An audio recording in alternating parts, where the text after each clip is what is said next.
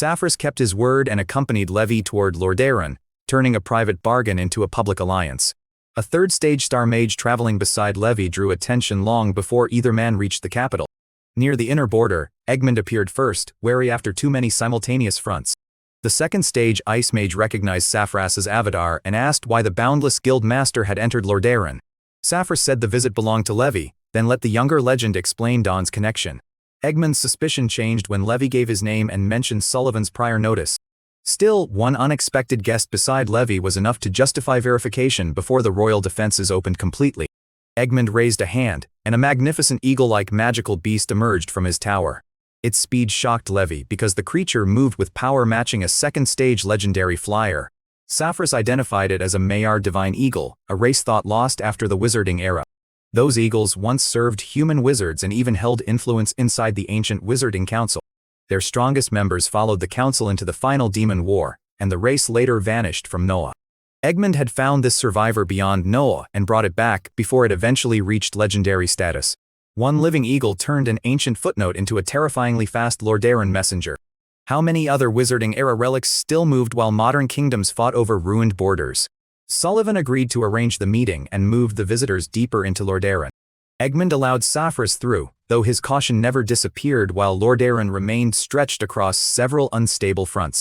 A merchant who survived thousands of years rarely earned trust through a single introduction. Saphras answered that suspicion with perfect manners and offered business instead of reassurance. Lordaeron's royal family immediately noticed the usefulness behind that answer. Then Dawn's projection finally appeared before the boundless guild master. She skipped ceremony and asked the only question that mattered to her. Did Saphras possess the main body of the Chaos Stone? For one moment even Saphras stopped pretending the meeting was ordinary diplomacy. He admitted the truth because denial would insult someone who already knew, and Dawn had clearly arrived with her conclusion prepared. The Chaos Stone was the reason he wanted to abandon a stable star mage path. Saphras intended to rebuild himself around chaos and chase the supreme realm. Could neutrality survive after true demons started wearing familiar human banners? Dawn tested the story instead of accepting the confession at face value. She questioned his age, remaining lifespan, clones, and methods for hiding from star demons. Saphras answered with the confidence of someone who had prepared those questions for centuries. He had extended his life and built a network of avatars around different elemental paths. His long-term plan depended on fusing those avatars into a true chaos talent. Only 3 clones had reached the second legendary stage so far. Without a complete chaos method, pushing the others farther had become painfully inefficient. Dawn listened, then asked whether Saphras truly believed the fusion could succeed when only 3 avatars had reached the second stage. He answered that uncertainty was exactly why he needed the missing cultivation method. The goddess of dawn then offered a wager rather than an ordinary transaction. Saphras could receive the complete chaos method and focus entirely on his research. He would not be forced into immediate battles against demons or the Lord of Radiance. However, the Chaos Stone itself would become the stake hanging over his future. If Saphras mastered chaos first, he would keep the treasure and complete his path. If Levi reached the 3rd legendary stage before that happened, the stone would go to Levi. The proposal sounded generous until Saphras considered what losing actually meant. The Chaos Stone belonged to a category of treasure another merchant could never simply replace. Saphras had built thousands of years of planning around that single foundation. Dawn made the wager worse by speaking as though Levi's victory were inevitable, forcing Saphras to weigh pride against a supreme treasure. Saphras was too experienced to fall for childish provocation, but pride still had weight. He argued that Levi remained only a first-stage legend with enormous distances ahead. Dawn calmly replied that distance had never slowed Levi as much as sensible people expected. Then she proposed a rule contract to remove every excuse for distrust. How expensive would the next mistake become once retreat routes were already mapped? A broken rule contract would strip the violator's power and cripple future advancement. Worse, the contract would place the universe's attention directly upon both sinners. No 3rd-stage legend accepted that kind of restriction casually. Saphras asked whether Dawn truly wanted such harsh restraints, while both sides still needed freedom against demons. She answered that the agreement would end once one of several clear outcomes occurred. Saphras could master chaos, Levi could reach the 3rd stage, or Saphras could die first. Universal punishment also protected Saphras from robbery by a stronger ally, making the dangerous contract strangely reassuring. The punishment frightened Saphras, yet it also prevented Dawn from seizing the Chaos Stone afterward. After a final calculation, he accepted the rule contract. Their powers marked the agreement remotely and locked its terms beyond ordinary betrayal. A merchant who trusted contracts more than friendship finally found terms even he respected. Once the contract settled, Dawn asked Saphras what remained of the Magic Council's special bloodline families. Saphras named the Spatial Chaos family and the destruction-focused Abaddon family. 4,000 years earlier, he had considered gathering both declining families under a superpower of his own. Recruitment died before it began, because an ancient dragon realm elder warned Saphras away from those descendants. Saphras had reached the third legendary stage then, yet that old dragon felt too dangerous to offend. He backed down, founded the Boundless Commerce Guild instead, and continued tracking those bloodlines through star prophecy. At the time, the Chaos family had only one newly risen legend, while Abaddon retained one legend and one perfected expert. Together, both families numbered fewer than 10 people before leaving Noah and never returning. Other Magic Council descendants remained trapped inside the abandoned land, many carrying similarly rare bloodlines. Geralt's ancestors had helped imprison them, turning Saphras's old research into military intelligence. Dawn ordered Saphras's southern avatars to support the coming defense against Hell. The new ally accepted because the rule contract had turned cooperation into survival policy. Before ending the meeting, Dawn mentioned another reward connected to Levi's advancement. She refused to explain what it was until Levi reached the third legendary stage. How many hidden pieces remained once even the abandoned land began answering outsiders? Star magic itself, Dawn warned, was unsuitable because it would attract star demon attention. Whatever she had obtained from Saphras was supposedly safer and more useful for Levi. Levi left the altar with no answer and an additional reason to advance faster. Sullivan advised him to stop guessing and survive long enough to collect the reward. The joke landed because everyone in the room recognized how unreasonable Levi's life had become. Outside the divine negotiation, the southern continent had become even less friendly to anyone claiming political neutrality. Mercenary branches were being absorbed, stripped, or destroyed as kingdoms converted every independent organization into wartime resources. Cayetana said Link and Valon had nearly erased local guild branches, while neutral kingdoms also seized manpower. The East China Sea was no safer, with human fleets and sea clans trading territory faster than maps could be redrawn. Hasward returned and greeted Levi as a fellow legend instead of the younger mercenary he remembered. Their reunion turned grim when Hasward explained how Valkyrie had won a fire treasure, then died to Villefort during her return. Fernand had fought Valkyrie for that treasure, and both grandfather and grandson now operated inside Eastern Geralt. Levi promised Hasward the debt would be collected, but refused to let his old friend join a hunt above his current strength. Then Hell opened attacks across several kingdoms, forcing every personal grudge to compete with a continental emergency. Sullivan later pulled Levi aside because the mercenary guild had reminded him of an older unresolved question. He asked whether Levi had found clues about Burgos, the legendary ancestor of mercenaries. Levi initially assumed Sullivan meant an inheritance, because Burgos had disappeared thousands of years earlier. Instead, Sullivan said Dawn suspected Burgos might be alive as a third-stage dark mage somewhere beyond Noah. The Dark Soul Tower strengthened that suspicion because its contracts still restrained legendary mercenaries, without a visible master. If Burgos remained connected, the mercenary guild carried a hidden third-stage shadow through every southern war. Dawn wanted that shadow identified before demons, radiance, or another kingdom found it first. For one long moment, Levi pictured a guild founded by a man who might have spent millennia watching his descendants fight without appearing. Then the thought returned to practical value. A friendly Burgos could outweigh entire armies, while a hostile one could erase them.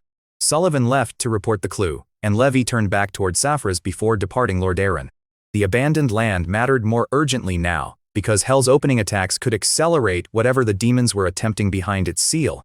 Saphras considered Levi's clones ideal scouts because losing one inside the abandoned land would not kill him. Then merchant curiosity surfaced, and Saphras asked whether the clones came from research or innate talent. Levi said decades of cultivation obviously left no time to invent a 1,000-year clone technique. Saphras paused, then asked Levi to repeat the part about cultivating for only a few decades. The question confused Levi until Saphras finally demanded his actual age. Levi counted backward and admitted he was roughly 65 years old. That answer hit Saphras harder than any threat Dawn had made during their negotiation.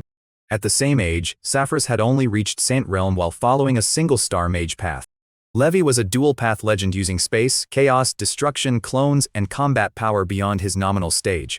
Saphras suddenly understood Dawn's wager that Levi would reach the third legendary stage first. His controlled expression cracked as he muttered about being deceived, then asked the question that mattered. How was anyone supposed to price Levi's cultivation speed when 65 years had produced this much abnormality? Levi did not know the wager's terms and could only admit that luck had helped repeatedly. That answer offended Saphras more, because merchants hated impossible growth curves disguised as luck. He recovered by asking for Levi's practical experience creating chaos sacred arts, the one resource Dawn could not simply hand him. Levi shared usable combat insights while keeping Amon's deeper comprehension secrets to himself. In exchange, Saphras opened the abandoned land research he had gathered over thousands of years. 2 sections of the outer seal had weakened by roughly 1/4 compared with stable regions. Third-stage legends with proper sealing keys might break those areas, but locating them required dangerous probing. Saphras had sacrificed clones repeatedly just to measure those weaknesses without exposing his original body. Demons therefore needed a bypass or had to accept expensive second-stage losses while searching. Levi copied every coordinate, because 1/4 of missing sealing strength could become the difference between containment and another continental invasion. Before they separated, Saphras insisted Levi demonstrate chaos techniques until the old star mage felt he had received something worth studying. By the next day, Lordaeron had redistributed forces without abandoning Dawson or exposing its western border. Saphras watched Frank while Levi's Geralt mission targeted the old royal network and suspected demons. One revenge trip became intelligence work, alliance maintenance, and seal defense before Levi crossed the border. Instead, he reviewed Geralt's map and the newest intelligence from Lordaeron. The old royal family had regained positions where neighboring kingdoms avoided deeper commitment. Demonic influence remained hidden behind human banners, making direct proof more valuable than suspicion. Levi decided the next operation should uncover that proof before anyone could erase it. He also wanted the freedom to settle the Valkyrie debt when the opportunity appeared. 2 days later, the research was copied, the routes were fixed, and the coalition plan was complete. Saphras remained in Lordaeron with centuries of work suddenly pointed toward chaos. Dawn gained a third-stage ally bound by universal law instead of uncertain friendship. Levi gained the abandoned land map, a mysterious future reward, and another war to enter. None of those gains made the southern situation safer. They simply gave Levi more ways to choose where the danger would happen next. When he finally left Lordaeron, Levi traveled alone toward Geralt's territory with revenge and intelligence sharing the same route. The first target was supposed to be intelligence, not a decisive battle. But Geralt's borders had already begun hiding something far more dangerous than another noble army. The closer Levi moved toward the old Geralt lines, the fewer ordinary patrols he encountered. What would Bavaria choose once surrender became more dangerous than open war? Human soldiers could be counted, bribed, frightened, or defeated in familiar ways. A hidden demon network changed the meaning of every empty road and abandoned checkpoint. Levi sent a clone ahead before risking his original body inside that uncertainty. The probe reached a defended sector, and immediately drew the attention of a powerful wind element legend. One clash later, Levi saw demonic power leaking through the man's human disguise. The wind element legend attacked Levi's clone before any disguise could be tested through conversation. A destructive slash tore through the first defense, and exposed black demonic power beneath human flesh. Levi recognized the aura from Amon's inheritance trials before the enemy finished recovering. Could the abandoned land stay sealed if every enemy now knew where its weakness lay? The creature carried the clean pressure of a true wind demon. How much political value could one demon corpse carry when kingdoms still doubted each other? Levi shifted immediately from investigation to controlled testing. He wanted to know how the wind demon moved, defended, and reacted to reflected damage. The enemy answered with a violent counterattack that hurled Levi's clone into the sea. The wager remained hidden from Levi, but Saphras now treated every new report about him like an approaching payment deadline. What did Saphras risk by betting a supreme treasure against Levi's cultivation speed? More clones entered from different directions and shared every fragment of sensory information. The wind demon tried to read their coordination and found no separate minds to deceive. Each attacker anticipated openings created by the others because all of them were Levi. Then backlash turned the demon's own force into an additional source of injury. The combination quickly became more irritating than any single technique. What happened when a monster's strongest attack also punished the monster for using it? Barbatos withdrew underwater long enough to think instead of raging. He finally saw that the coordinated attackers were clones controlled by one consciousness. Could Radiance afford another ambush after its first retaliation cost so many named legends? Levi kept cycling clones through the engagement until the demon's defenses began losing consistency. The 9-colored tower supplied another layer of pressure whenever Barbatos tried to create distance. Amon's old preparations against demons suddenly made perfect tactical sense. Levi had expected to spend time freeze if the second stage wind demon forced the issue. Instead, clone attrition and reflected damage gradually dismantled Barbatos without that trump card. The final exchange ended with the wind demon dead and the sea settling around the corpse. Levi stared at the remains with more respect for Amon than for the enemy. A second-stage demon had fallen without forcing Levi to reveal his most dangerous forbidden power. The loot itself was less impressive than the victory suggested.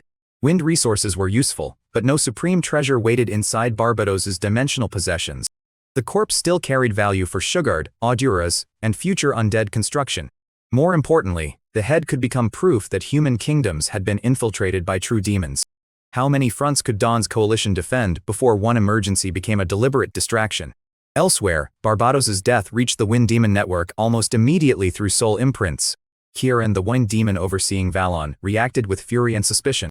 The mission had barely begun, yet one of their precious second-stage members was already gone. Their group had entered Noah with only a limited number of high-level demons. Losing Barbados reduced both military strength and the manpower available for abandoned land exploration. Kieran demanded explanations from human vassals who knew far less than he wanted. Valon's royal family recognized fear behind the anger and saw an opportunity inside it. They asked for Wind Demon seeds to increase their own legendary strength. The request amounted to selling their bloodline's future in exchange for immediate survival. Kieran accepted because obedient human slaves could replace some of the manpower he had lost. 2 second-stage seeds and many lower-level seeds changed hands inside the royal court. Valon's nobles accepted the bargain because Wind Demon seeds offered power, longevity, and a chain they could no longer pretend was temporary. Their bodies would become half demonic, and their descendants would never remain truly independent again. Yet eternal life and second-stage power made slavery look reasonable to rulers afraid of extinction. That was the ugliest exchange in the Southern War, freedom traded for a longer life under another master. Kieran reported Barbados's death upward, and the Wind Demon Command immediately treated the exposed operation as a security failure. The demons still needed Valon, Geralt, and the abandoned land for different parts of the same strategy. Their human pawns were useful precisely because they could fight beneath familiar banners. Levi attacked that camouflage from the opposite direction. He carried Barbados's severed head to Vander Wheel and explained everything he had learned. The Lordaeron legend nearly lost his composure when the true demonic identity was confirmed. A rumor about infiltration could be denied by frightened governments, but a severed Wind Demon head could not. A Wind Demon's head was harder to dismiss as political manipulation. Levi also described the Wind Demon seeds and the compromised Frankish networks he had encountered before. Vander Wheel immediately recognized what evidence like this could accomplish in Habsburg and Lars.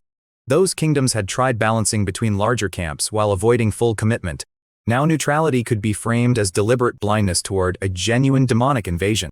Vander Wheel took the head and prepared to force the issue publicly. Levi let him handle diplomacy because a corpse looked more persuasive in another man's hands. Meanwhile, Kieran expanded control over Valon by distributing more seeds among selected nobles. Each new half-demon strengthened the kingdom while making rebellion against its hidden master less likely. The Wind Demon Command believed short-term obedience would buy enough time to explore the seal. Instead, Barbados's death began pushing previously divided human kingdoms back together. Rebellions erupted inside Habsburg while the evidence was still moving between capitals.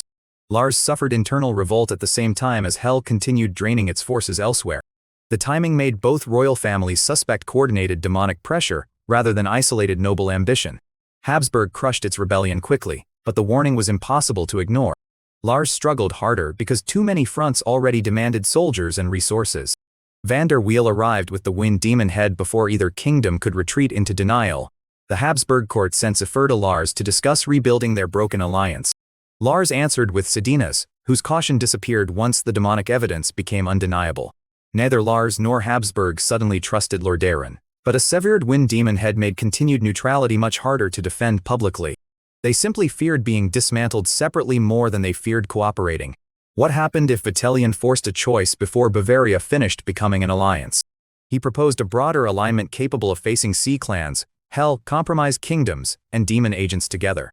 Saphris's new alliance with Dawn gave the proposal another unexpected source of strength. The Boundless Commerce Guild could move supplies and information across borders armies struggled to cross. When Habsburg and Lars learned Saphris had joined Lordaeron's side, resistance softened further. A new four-nation structure began forming out of mutual fear rather than friendship. Then the coalition moved before Hell could exploit the negotiations. Geralt's central and eastern positions faced pressure from several directions at once. The demonic Hell faction that expected to profit from human exhaustion suddenly became a direct target. Within months, their local armies suffered enormous losses and multiple legendary demons died. The riot power behind the invasion refused to waste endless reinforcements on a failing position. Hell temporarily abandoned Geralt rather than feeding more valuable troops into a losing theater. Could the demons survive another operation where Levi controlled both information and retreat timing? With one enemy stepping back, the human coalition could press Geralt's remaining defenses harder. Levi saw something else inside the improving map. The people who had killed Valkyrie were finally exposed without enough allies to hide behind. Villefort and Fernand remained in Jaca Castle with other legends protecting the last important Vallon position nearby. Villefort had already refined a wind demon seed and celebrated his new second-stage power. He believed the transformation had placed him beyond the reach of an old revenge debt. Levi arrived before that confidence could mature into caution. Clones isolated the supporting legends, while Folded Space trapped Villefort and Fernand together. The grandfather and grandson discovered that demonized strength did not matter inside a battlefield Levi controlled. They struggled, shouted, and searched for exits that never opened. Levi answered Hazard's grief with action, because Villefort and Fernand had already received more mercy than Valkyrie ever did. He simply allowed them enough time to understand how complete their helplessness had become. Then Levi killed both men and erased Valkyrie's debt without pretending revenge could restore what the guild had lost. For Levi, revenge ended the moment the targets stopped breathing. For Vallon, the political consequences were only beginning. 4 legends had vanished around the same position, including valuable demon-enhanced assets. Kieran raged when the news arrived and blamed human incompetence first. The Wind Demon had ordered covert withdrawal, not a battle that exposed their entire arrangement. At the same time, another faction was tracking Levi for reasons unrelated to Valkyrie. The Church of Radiance had gathered information from Heinrich about Levi's clones, space, and destructive powers. Those reports matched other clues connected to the abandoned land. Radiant leaders concluded that Levi might possess keys or methods capable of interfering with their sealed objective. They decided he could no longer be treated as a regional duke with unusual luck. Isis Herder Aurora and stronger church assets began arranging an interception. Their strategy relied on separating Levi from the allies who made his clone warfare hardest to contain. Elsewhere, Radiant Knights kept Sullivan busy enough that immediate rescue would become difficult. The trap was designed around information collected from previous battles. That should have made it dangerous, while hidden enemies remained active. The problem was that Levi's ability list kept changing faster than enemy intelligence could update. 1 month before the ambush, Heinrich had described powers Radiance already considered excessive. Now Levi had killed Barbatos, refined new spatial advantages, and learned more from every encounter. The Church could prepare for the man in yesterday's report. They had no reliable way to prepare for the Levi arriving tomorrow. Still, divine artifacts gave them enough confidence to attack. The interception closed around Levi while he moved through contested territory. Radiant power appeared first as weapons and barriers rather than negotiation, making the Church's intentions obvious before anyone spoke. Levi recognized the divine aura immediately from previous encounters with gods and Church techniques. Then he saw Aurora among the attackers and recognized which organization had chosen this battlefield. The Radiant Church was no longer observing from behind proxies. It had placed named elites and divine equipment directly in front of him. That meant they believed whatever Levi knew about the abandoned land justified the risk. For one long moment, both sides measured how much strength the other had actually brought. Then Isis raised the Radiant Spear, Aurora prepared her light prison, and the ambush became a killing field. Isis committed the divine spear first, because Levi's movement had to be constrained before anything else mattered. Aurora layered a light barrier over the battlefield and filled the remaining space with holy arrows. Without the 9-colored tower covering every angle, Levi had to survive through timing instead of simple protection. He slowed incoming light with spatial control and let hardened defenses absorb what could not be avoided. The pressure was real enough to confirm Radiance had planned around his older abilities carefully. What their plan lacked was a clean answer for the void itself. Levi sent the emergency signal while creating enough disorder to keep the trap from closing completely. Sullivan received it, but Radiant Knights had already pinned him on another front. That forced Lordaeron to improvise rescue through whoever could reach Levi fastest. Vander Wheel abandoned his position and raced toward the Eastern Sea without waiting for perfect coordination. Lilith entered the void turbulence from Levi's side, searching for the endangered original body through unstable space. The rescue operation now depended on several people moving through different battlefields toward the same disappearing target. Radiance believed the isolation phase of its ambush had succeeded. In reality, the longer Levi survived, the more allied routes began converging on the trap. Neither side knew whether reinforcement or exhaustion would arrive first. Then Levi made the only move that could reset the entire board. He broke away into the void, leaving the Radiant Church with victory close enough to taste and too far to claim. The ambush had failed to kill him, but the Void offered no promise that Noah would return him safely. The Void treated survival like a separate battle after Levi escaped the Radiant ambush. No road existed there, only direction, pressure, and the chance of emerging somewhere worse.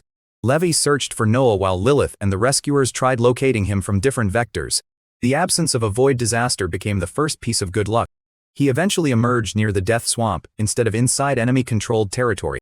That placed him close enough to Habsburg's support that recovery became possible before another attack. Armand reached him and escorted the group toward the Habsburg capital. Levi felt relief only after confirming the surrounding land truly belonged to an allied kingdom. A spatial escape that ended inside Valon would have turned survival into immediate capture. News of his return spread quickly through the coalition. Van der Weel arrived after abandoning the failed rescue route, followed by Sullivan and Saffres's clone. The Habsburg capital became a temporary war room rather than a place for celebration. Everyone agreed on one thing before discussing details. The Church of Radiance had demonstrated enough tracking ability to make Levi's future solo travel dangerous. Spatial artifacts and void movement no longer guaranteed anonymity against prepared divine opponents. Armand suggested watching Radiant movements more aggressively instead of merely reacting after attacks began. Levi pushed that conclusion farther, as frightened rulers weighed their options. If Radiance could choose every battlefield, eventually it would arrange one without an escape route. The coalition needed to force the church into defense while its own information was still incomplete. Saffres agreed because the same enemy threatened every abandoned land operation they were planning. Sullivan cared less about revenge than removing a strategic obstacle before hell and demons escalated further. The discussion shifted from protecting Levi to dismantling the ambush network that had targeted him. Nobody proposed charging blindly into a church stronghold. Radiance possessed divine artifacts, hidden bases, and allies whose loyalties remained uncertain enough to make every assault politically expensive. Levi wanted the enemy to gather first. 3 days after the failed ambush, the Radiant survivors regrouped in central Geralt. Khan demanded to know how a prepared operation had allowed Levi to disappear. Isis blamed missing information about abilities that had not appeared in earlier reports. Aurora said little, because her own failure to confine Levi was impossible to disguise. The group still believed another attack could succeed with better timing. They also considered alliances that might pressure Dawn's coalition from additional directions. Information from demonic contacts created another opportunity. Radiance learned enough about nearby movements to think it could maneuver without exposing its own center. What the church did not realize was that those same movements were now being watched from the other side.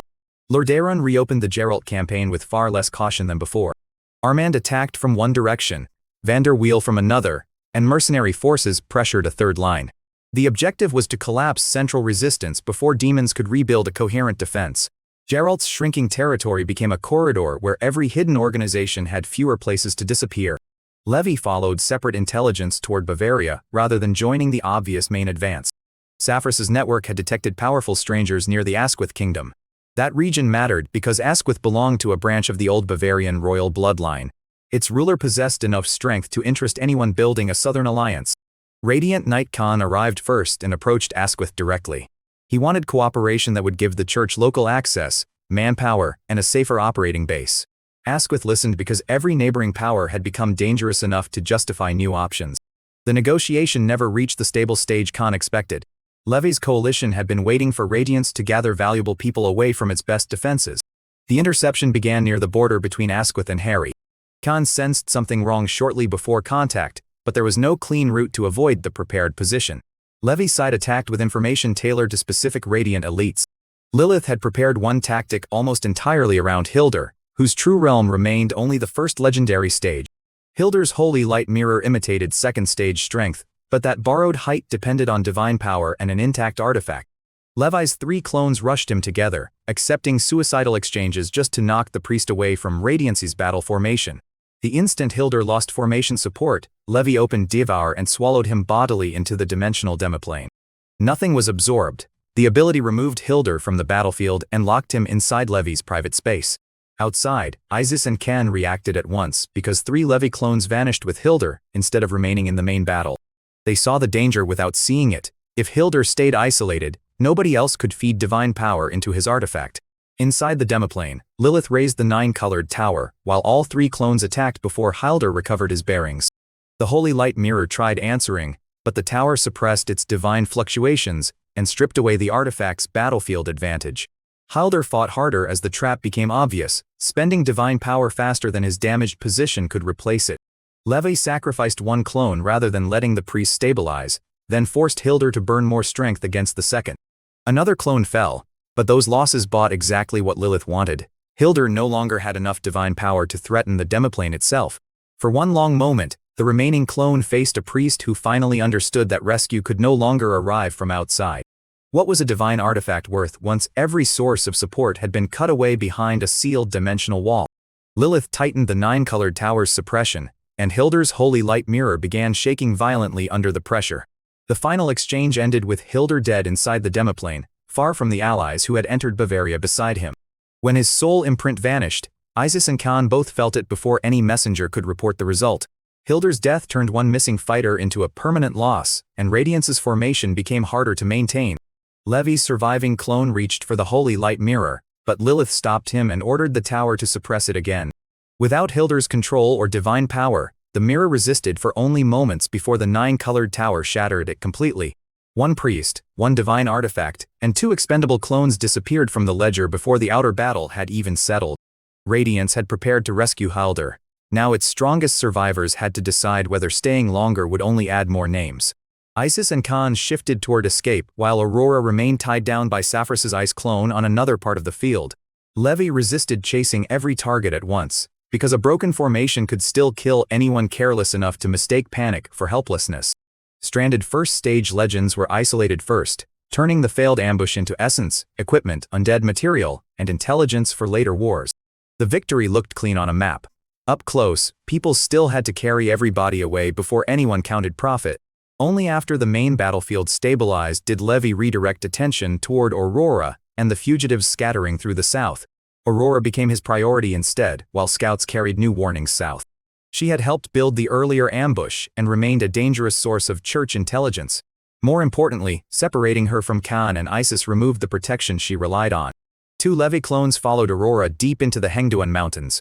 The 9-colored tower joined them while other bodies stayed with separate operations. Aurora fought with the desperation of someone who recognized there would be no prisoner exchange. Light spells cut through mountainsides and tried repeatedly to create enough distance for escape. Levi refused every open lane before it could become a rout. The clones shared perception, changed angles, and forced Aurora to defend from directions one opponent could not cover. She died without Levi revealing the rest of his strength, preserving several surprises for enemies watching elsewhere. Far away, Isis and Khan felt her soul imprint vanish. That single disappearance told them the retaliation operation was no longer symbolic. Radiance had lost Hildur, several legends, and now Aurora in rapid succession. Their original attempt to remove one dangerous duke had cost a growing percentage of their southern network. Levi gained more than revenge from the kill. Aurora's death reduced the number of people who recognized how the first ambush had been constructed. It also removed one of the church's better specialists for restricting movement through light. Then an entirely different kind of reinforcement entered the theater. A rainbow dragon arrived with Dawn's authority and no interest in human diplomatic tension. The dragon treated Isis, Khan, and the surrounding kingdoms as secondary problems. Its target was the Hell Passage threatening the region. Sullivan accepted Dawn's confirmation immediately, because draconic support could turn one impossible assault on the Hell Passage into a realistic operation. The Rainbow Dragon treated the arrangement almost casually, as if tearing apart a demonic passage were simply another overdue maintenance task. Destroying that passage would remove an invasion route instead of merely killing another wave of expendable demons. The humans could deal with whatever remained after the structure stopped feeding hell into Noah. That offer changed priorities across the coalition in minutes. A hell passage was a permanent wound as long as it stayed active. Every army stationed around it represented troops unavailable against demons, sea clans, or radiance. Destroying the structure promised more strategic value than hunting another isolated church survivor. Levi regrouped with the operation despite having several personal debts still unfinished. The assault plan used the dragon's raw force where human formations would have spent weeks wearing defenses down. Dawn's people prepared to contain enemies escaping the collapsing passage. Levi positioned clones where high-level targets were most likely to force an escape route. The battle opened with dragon power tearing apart terrain the demons considered defensible. Hell's defenders answered with curses, summoned forces, and desperate attempts to stabilize the connection. The Rainbow Dragon kept attacking the passage rather than becoming distracted by every counterattack. That discipline forced the demons to choose between protecting themselves and protecting the structure. Either choice gave the coalition another opening. Levi used spatial movement to appear where retreating legends expected empty ground. Several enemies died before they recognized how completely the escape routes had been mapped. A second stage witch tried to escape once the defense collapsed, but Levi had already placed clones across the most likely withdrawal routes. Levi crossed the remaining distance faster than her damaged spells could recover, ending the escape before support could reorganize. He took her head, preserved the body for undead use, and gathered another high-level essence. Behind him, the Hell Passage finally collapsed beyond repair. The battlefield became quieter in a way no ordinary victory could reproduce. There would be no fresh army coming through that wound tomorrow. For the surrounding kingdoms, one destroyed Hell Passage meant years of soldiers who would no longer die guarding that wound. Levi carried a different reward away from the collapse. The final spatial distortion had completed a weakness in his night technique. His night space combat technique reached the perfect level after he traced how the collapsing passage folded distance under extreme pressure. Saphras noticed the change and asked whether Levi had quietly completed another breakthrough while everyone else was still counting casualties. Levi confirmed the insight but barely celebrated, because perfection at the first legendary stage still left his innate dimensional talent behind. What happened if the talent governing his private world advanced before the next second stage enemy forced another desperate improvisation? He fed the accumulated essence into dimensional space instead of waiting for a safer laboratory or another campaign. The life seed answered violently as the hidden world expanded faster than any previous evolution. When the change stabilized, the demoplane stretched roughly 6,000 kilometers across and officially reached the second legendary stage. Travel could now maintain 8-dimensional gates at once, allowing separate fronts to share one concealed transportation network. Devour rose with the talent too, meaning second stage legendary enemies could now be swallowed if Levi created a clean opening. That single mechanic immediately changed how he thought about time freeze, the forbidden power he still refused to reveal casually. Outside, stopping time around a second stage target risked exposing the secret to every witness capable of surviving the battle. Inside his own demoplane, Levi could devour the enemy first, isolate them completely, then freeze time where no outsider could watch. A trapped legend might damage the hidden world, so the combination still depended on killing fast instead of celebrating control. Saphras sensed the advancement and looked almost offended, because every improvement shortened Levi's side of the Chaos Stone wager. Sullivan reacted much better, seeing another second stage tool that could remove powerful enemies without sacrificing an army. 8 gates also changed logistics. Wounded troops, undead ships, and supplies could cross fronts without marching through observable roads. 6,000 kilometers of hidden territory represented warehouses, evacuation routes, and staging grounds no enemy scout could count or burn. A normal kingdom would spend fortunes building that mobility. Levi now carried much of it inside his own life seed. The first real test came almost immediately from Asquith, whose royal city was collapsing under pressure from Bavaria's main branch. Asquith still hoped Radiance would rescue him, unaware that Hildur was dead and the surviving church elites were already fleeing. When Dawn's coalition appeared instead, Asquith gathered his remaining legendary strength and tried breaking west before the encirclement closed. Levi waited for the strongest body to separate from the formation, then opened Devour exactly as the new talent allowed. Asquith vanished into the dimensional demoplane before his allies could understand why the second stage pressure suddenly disappeared. Inside that private world, Levi used time freeze without leaving a witness outside who could identify the forbidden bloodline power. Movement stopped. Asquith lost the only instant he needed to resist, and Levi converted that frozen opening into a decisive kill. The combo worked exactly once and proved more than theory. Devour could now create a sealed execution room for second stage enemies. With Asquith dead, the kingdom carrying his name collapsed as a political force before Radiance could recover from its own defeat. Bavaria's main branch took the conquered territory, then negotiated exchanges with Harry so the new borders remained geographically useful. Levi cared less about the map than the lesson. One spatial insight had become a talent upgrade, then a second stage execution method. The next enemy would not know which part of that chain had already been prepared before the fight began. Geralt's center continued collapsing as coalition armies advanced from several directions. The Wind Demon Command watched ordinary military options disappear one fortress at a time. Killen had already exposed Valon's loyalty through demon seeds, and could no longer pretend neutrality existed. If Geralt fell completely, the surviving demon network needed another route out. That made the Void attractive despite Levi's growing ability to operate there. Link and Valon launched conventional pressure against Lordaeron and Dawson to pull coalition armies away. The northern attack looked important enough to demand attention. The real purpose was creating room for Geralt's elite survivors to escape through the void.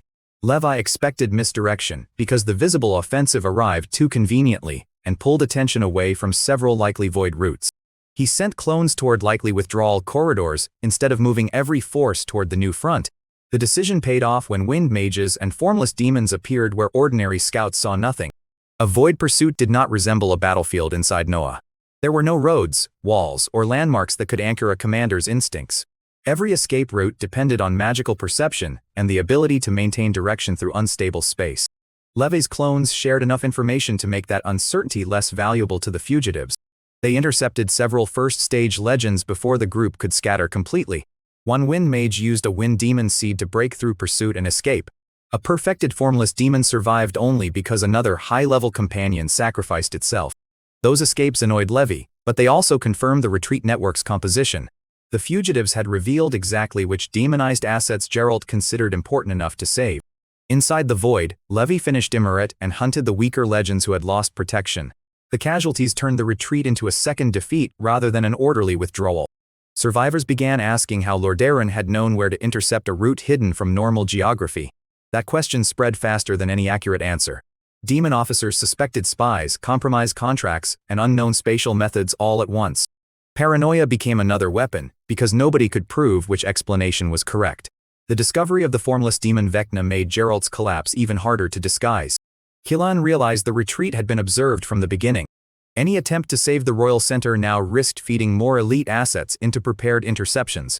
Geralt's remaining rulers lost the confidence for another major counterattack after watching their strongest positions disappear faster than reinforcements could arrive. Lordaeron reclaimed the strategic center and stopped before overextending into less valuable territory. That restraint mattered as much as the victory, because Geralt's survivors no longer knew which routes Levi considered worth pursuing. A coalition exhausted by conquest could still lose everything by chasing the last enemy too far. Sullivan told Levi that Geralt no longer required his personal attention. The sentence freed him to return to the problem waiting beneath every recent operation. The abandoned land was still weakening before the political balance shifted again. The trapped demons were still alive, and every surviving contact inside the seal could reveal another weakness to Vitellion's faction. Outside demon factions now possessed enough information to search for the same weak points Saphras had mapped. Levi traveled south with the upgraded dimensional world hidden behind ordinary movement. He reviewed Saphras's records again while crossing territory that had changed allegiance several times. Two weak areas remained the clearest danger. If enemies opened either one, the sealed population inside could become an army overnight. The coalition could not permanently station every available legend beside an ancient barrier. Levi wanted traps, warning systems, and enough information to predict which weakness would be tested first. At one position, he found evidence that something inside had already approached the barrier. A magma-covered demon briefly appeared where the darkness should have remained empty. The creature examined Levi's trap near the weak point, then withdrew without testing the formations directly. The strange observer withdrew without making contact, leaving Levi with one more unexplained presence near a seal already attracting too many powers. That brief observation bothered Levi more than immediate attack might have. A reckless demon could be killed quickly, but a careful messenger escaping with coordinates might cost entire kingdoms later. A cautious demon studying human preparation suggested someone inside recognized the strategic situation outside. Levi expanded reconnaissance along the southern coast and the southern wilderness sea. Clones searched forbidden waters where ordinary patrols would not survive long enough to report anything. They found irrational black beasts and corrupted mages, but no obvious large demon army. The absence of evidence did not reassure him. Hidden factions had already proven they could remain invisible until the correct moment. One clone finally reached the southwestern weakness where Saphras's measurements showed serious decline. The barrier there felt different from a simple wall. Its power still suppressed escape, yet enough information could leak through to create dangerous cooperation.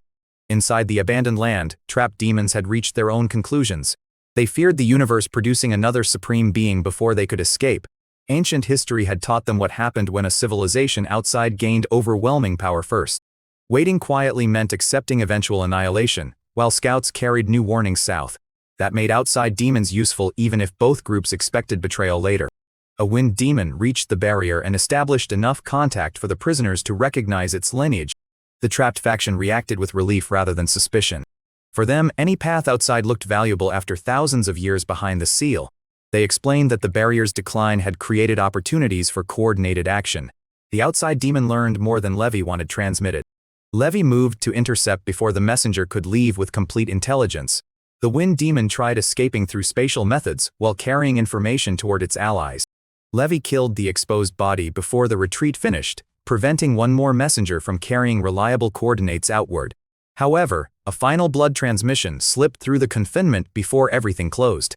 The escaping message changed the stakes immediately.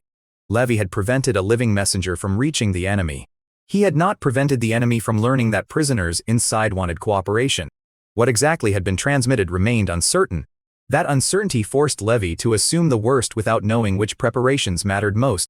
He examined the corpse and the failed confinement for any clue about the destination. The evidence confirmed only that demon networks outside had received something. Far away, Star Demon Vitellion reacted by accelerating plans already under discussion. The abandoned land was no longer a theoretical future opportunity. It had become a prison whose occupants were actively signaling for rescue. Vitellion contacted Wind Demon leaders and demanded faster mobilization around the southern operations. He also reopened negotiations with another enemy of Dawn.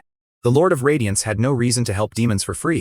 Vitellion offered a reason powerful enough to make ancient hostility negotiable. He knew the location of Moonstone, a complete supreme treasure connected to lunar rules. The name alone changed the Lord of Radiance's attitude. A supreme treasure sat above legendary resources by an absurd margin, enough to make rival churches cooperate temporarily. Even information about one could justify cooperation with someone who might become an enemy again tomorrow. Vitellion proposed a contract built around the Star Cemetery and the Moonstone's possible location.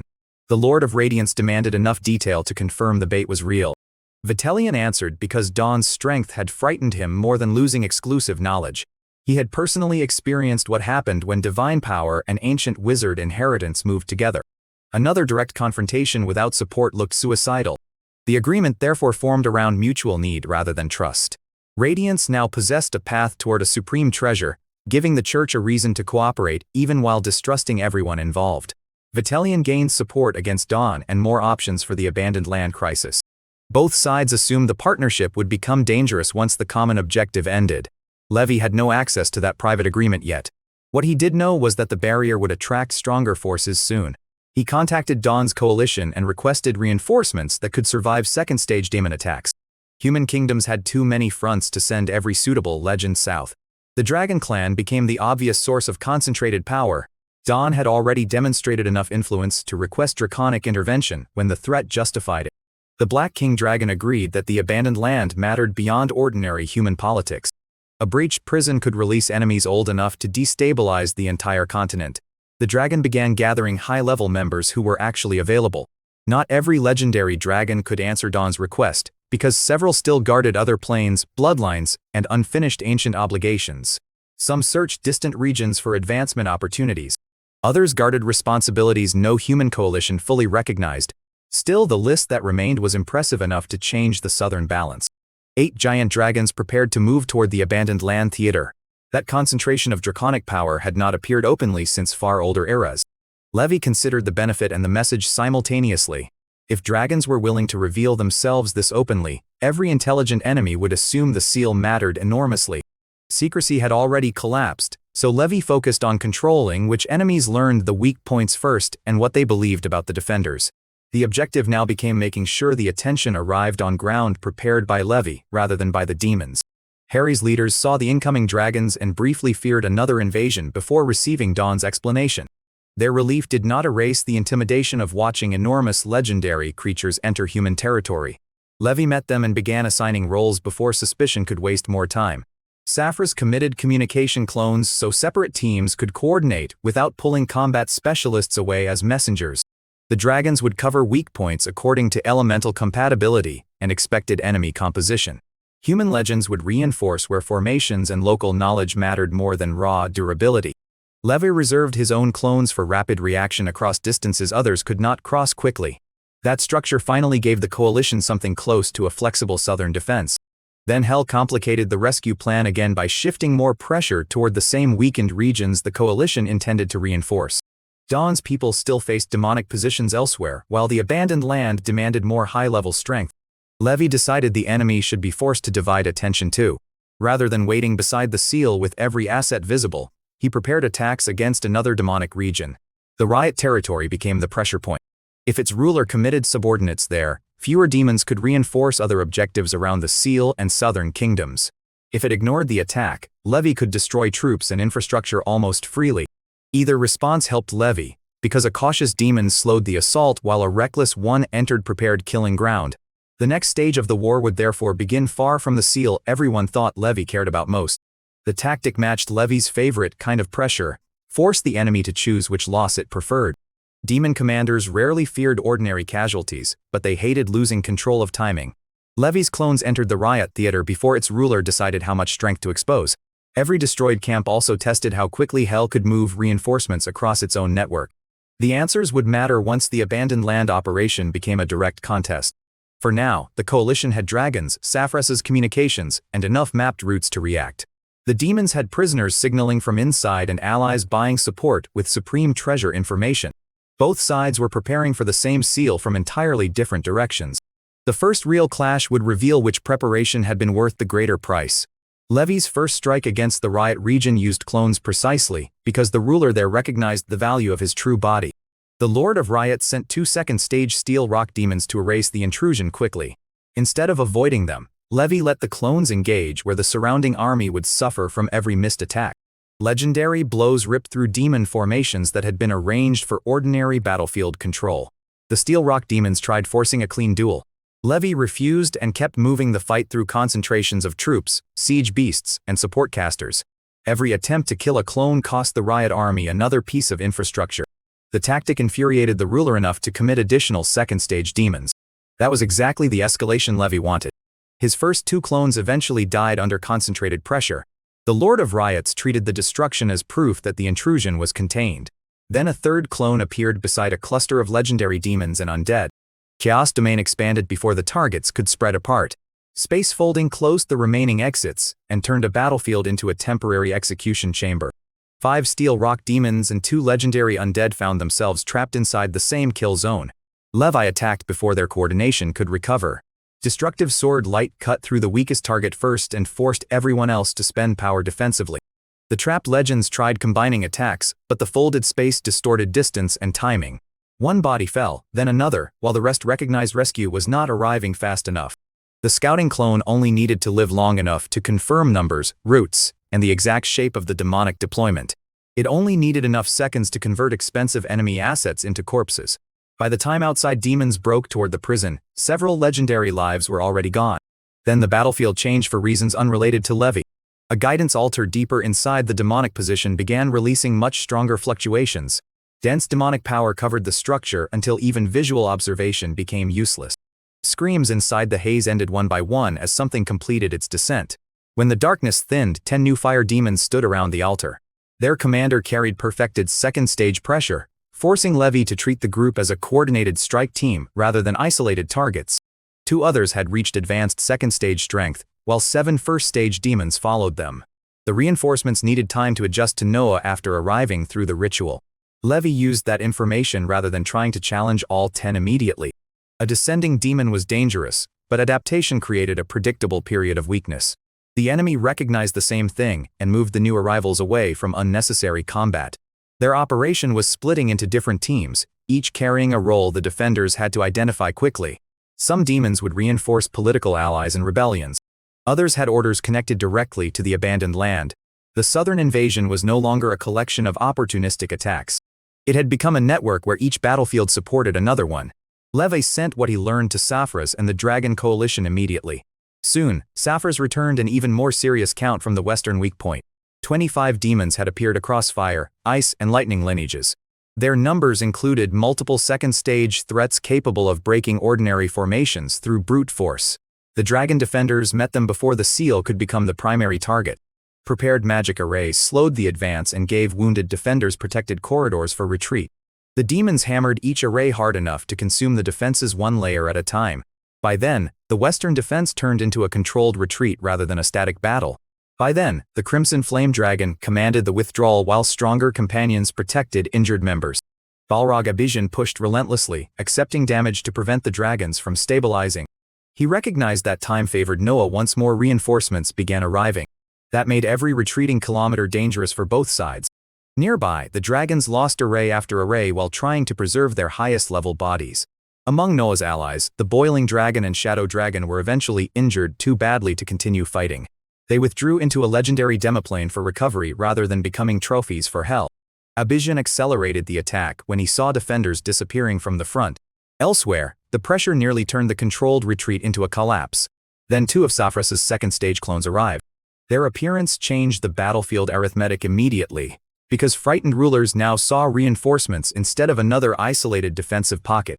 In response, the demons could no longer focus all high-level power on breaking the Crimson Flame Dragon. Safras's clones attacked from protected positions and used the remaining formations instead of chasing heroic exchanges.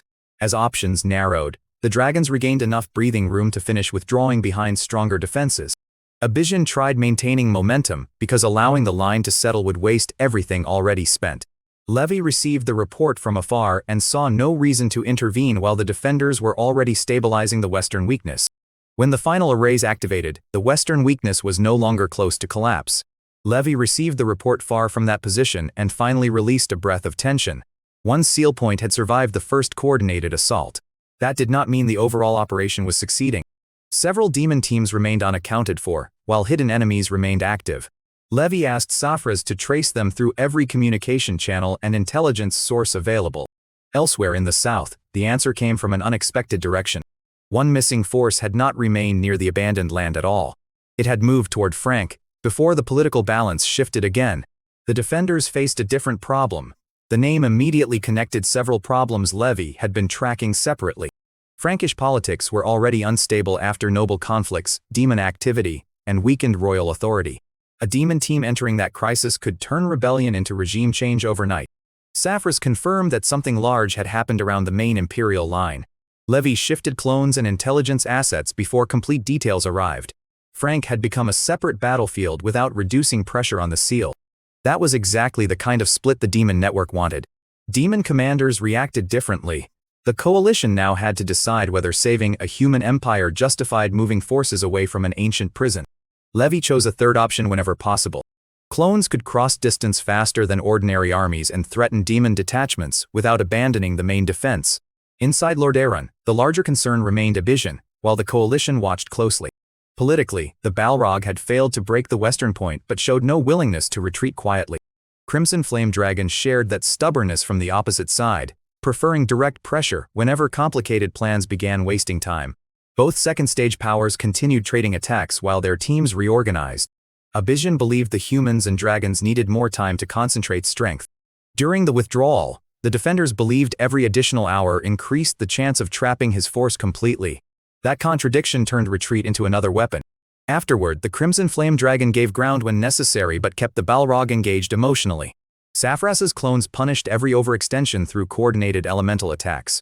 Abijin started worrying about the water demon team that should have been supporting the larger plan. No reliable message came from the missing water demon team, and that silence worried Abijin more than an ordinary battlefield loss. By then, the absence suggested Levi might already be hunting that group somewhere else. Abijin attempted to accelerate withdrawal before missing teams turned into returning enemy reinforcements. That was when the maneuver came too late. Dragons appeared along the retreat route and closed the easiest path outward. On that front, the Balrog recognized the trap the moment those bodies entered perception range. Hours of forced retreat had led Abijin straight into a corridor built as the real target. His choices narrowed to breaking through dragons ahead or surviving pursuers from behind. Neither option looked cheap, with every nearby faction paying attention. Other demon captains began receiving fragmented reports about the deteriorating situation. Manaruth of the Stone Demon Group reacted with anger, because he had been pulled away toward Frank. Valak of the Wind Demon Group reacted more quietly and started planning explanations. Within the Allied command, the difference between them mattered. One demon wanted to stabilize the collapsing front, while another preferred abandoning it before the coalition closed every escape route. Elsewhere, the other wanted to survive whatever judgment followed the failure. Meanwhile, Levi sent clones toward the southwestern routes using Safras's guidance. In response, the distance exceeded what ordinary response forces could cross before the situation changed again. For Levi, it required little more than a properly anchored spatial jump. Levi still refused to send everybody toward the same coordinates, keeping reserves available for whatever the demons tried next. With pressure mounting, the possibility of a demon ambush was too obvious once retreat routes became predictable. Two clones approached from separate locations instead. One arrived close enough to hear legendary combat before seeing the battlefield. To Levi, the sound confirmed the fire demons had prepared their own counter-trap. Even while surrounded, they were still trying to punish pursuit rather than simply escape. Levi respected the decision because desperation did not automatically make an opponent stupid. Farther south, the first clone entered cautiously and avoided committing every spatial option at once. For Noah's defenders, the second landed elsewhere, preventing a single containment spell from catching both bodies. That separation immediately reduced the value of the demonic ambush. Fire demons redirected attacks, trying to isolate one clone before the other recognized the formation. Levi shared perception between both and turned the trap into another source of information.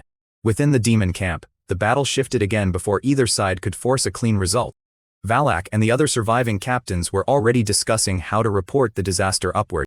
They could not admit that Noah's coalition had anticipated nearly every major movement. Instead, Valak constructed an explanation around dragon intervention and unavoidable Frankish obligations. Inside Lordaeron, the excuse also pointed toward a new strategic recommendation. If the current battlefield favored Noah, then demons should force a different battlefield to open. Waiting beside the abandoned land promised more traps and better prepared defenders. Starting trouble elsewhere might pull dragons, humans, and Saphras's clones apart again. Inside the councils, the proposal would soon reach Vitalian. Before that happened, Levi still had to make sure the trapped fire demons could not escape cheaply. He pushed one clone deeper while keeping the other outside the most obvious killing zone.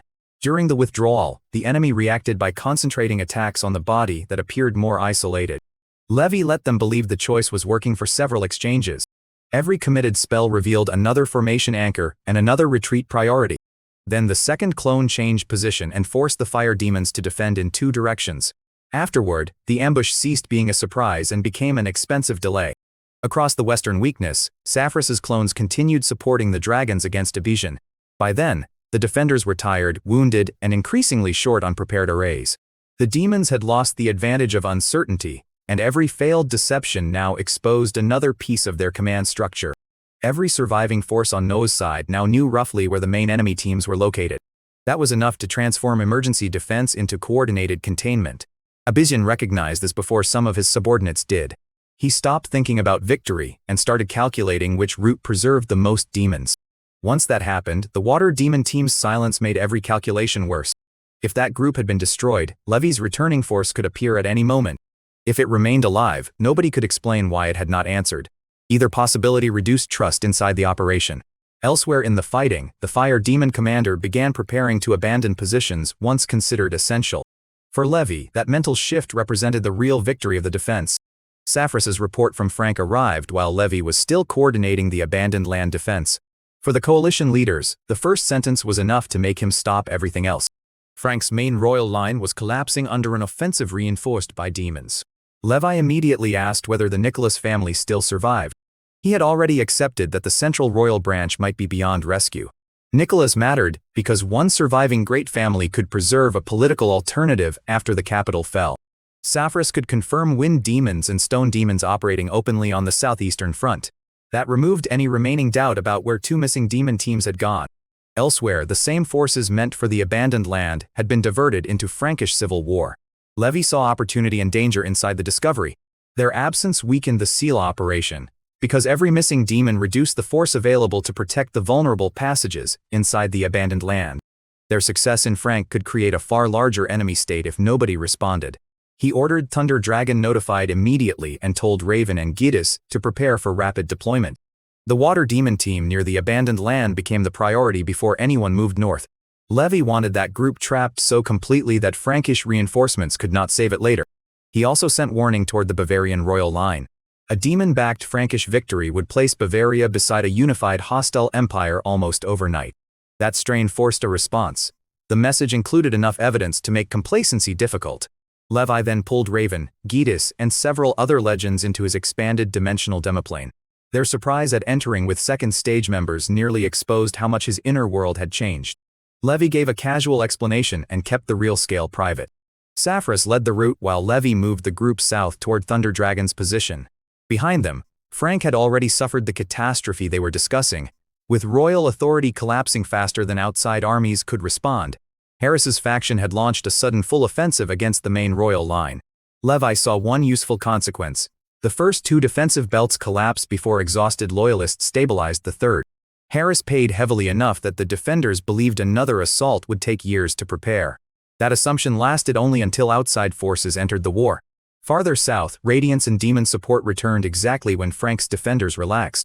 Farin Castle became the center of a surprise attack before the royal line recognized the new coalition. One second-stage royal legend and several first-stage legends died during the early crisis.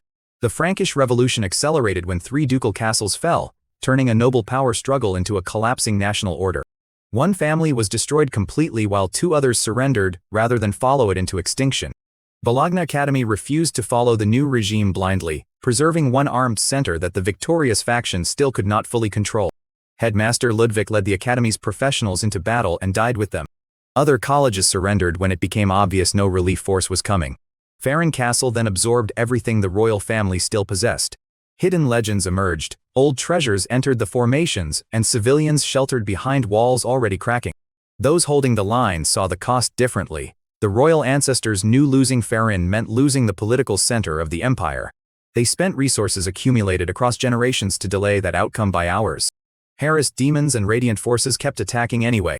Legendary defenders fell until the surviving second-stage ancestor accepted that the position could not be saved. He ordered the last hidden second-stage member to escape with younger members of the bloodline. Then he stayed behind with everyone who could still fight. The surviving demon officers faced their own problem. The final defense bought flight, not victory. Farin Castle eventually fell and the attackers slaughtered both defenders and civilians inside. A capital that had consumed generations of taxes disappeared into fire within one campaign. Inside Lordaeron, the surviving royal branch became a refugee lineage instead of an imperial government. Only the Nicholas family still resisted from another stronghold. That surviving fortress now carried the political weight once distributed across an entire empire. Levi learned the full scale only after he was already moving toward the water demons. He stored the anger because the trapped demon team mattered more than reacting to news already finished.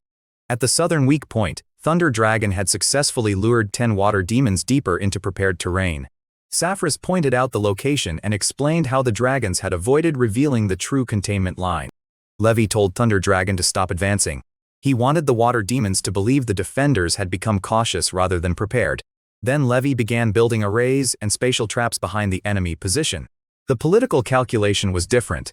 The goal was simple enough to describe and difficult enough to execute. Not one water demon should escape with accurate intelligence about the coalition's strength. During the withdrawal, the trap needed to survive second-stage attacks long enough for multiple legends to converge. Levi used terrain, prepared formations, and dimensional movement instead of relying on one overwhelming strike. Raven and Giddis took assigned positions without arguing over prestige. Thunder Dragon remained visible so the water demons kept focusing on the threat they already understood. Levi's clones moved through angles the demons were least likely to watch, tightening the trap without exposing the strongest bodies. When the containment finally closed, the water demon captain realized the retreat route had changed. The water demon captain sensed more second-stage pressure than his intelligence predicted and finally recognized that the retreat corridor had become a trap. Levi invoked the 9-colored tower deliberately before the decisive exchange. Amon's name frightened demon lineages more effectively than any introduction Levi could have given himself. Fear appeared before the tower even displayed its full function. Next, 3 Levi avatars entered the containment alongside Raven and Giddis from separate angles. By then, the water demon captain saw multiple second-stage threats and understood the scale of the trap. His team attacked the weakest-looking edge first. That edge had been built to receive exactly that decision. Water spells crashed into layered arrays while Levi's clones attacked from angles that punished concentration. Thunder Dragon moved forward once retreat became impossible. At that stage, the demons tried splitting into smaller groups to create several escape problems at once. Levi refused to chase the first bodies that broke formation. He kept pressure centered on the high-level leaders whose survival would preserve command coherence. One first-stage demon escaped several meters past an array and ran directly into Giddis.